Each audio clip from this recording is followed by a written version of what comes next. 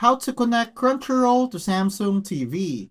I'm going to tell you how to connect Crunchyroll to Samsung TV.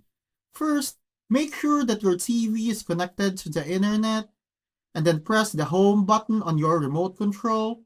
Select apps and then select search icon in the top right corner.